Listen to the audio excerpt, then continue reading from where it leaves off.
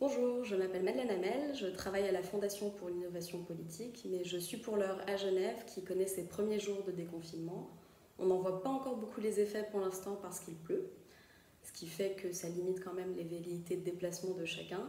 Cependant, j'aimerais revenir sur un point assez important durant cette période du Covid-19, qui est la fermeture des frontières entre la France et la Suisse. Pour une région frontalière comme Genève, on a vu que ça avait vraiment perturbé l'équilibre de vie de beaucoup de personnes, notamment je pense aux 85 000 et plus travailleurs français qui chaque jour faisaient le déplacement en Suisse pour venir travailler.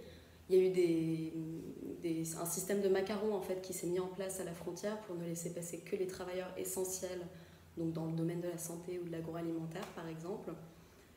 Au niveau des loisirs ou de la vie quotidienne même, beaucoup de Genevois et de Français faisaient chaque jour le déplacement de la frontière pour aller faire les courses, pour aller faire des randonnées ou des balades en vélo.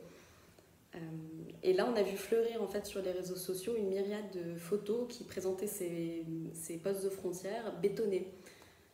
Ce qui était quelque chose que, en tout cas moi, de mon vécu, j'ai jamais vu.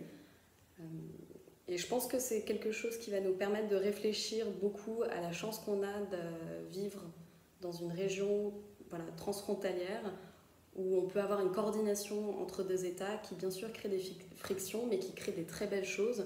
On a vu plutôt cette année naître le plus grand réseau de trains transfrontaliers d'Europe, le CEVA, qui n'a pas encore eu l'occasion de vraiment fonctionner malheureusement. Mais voilà, on a hâte de voir comment ça va évoluer et puis j'espère qu'on se rappellera de la chance que c'est de pouvoir faire ces déplacements quotidiens et de pouvoir collaborer avec la France.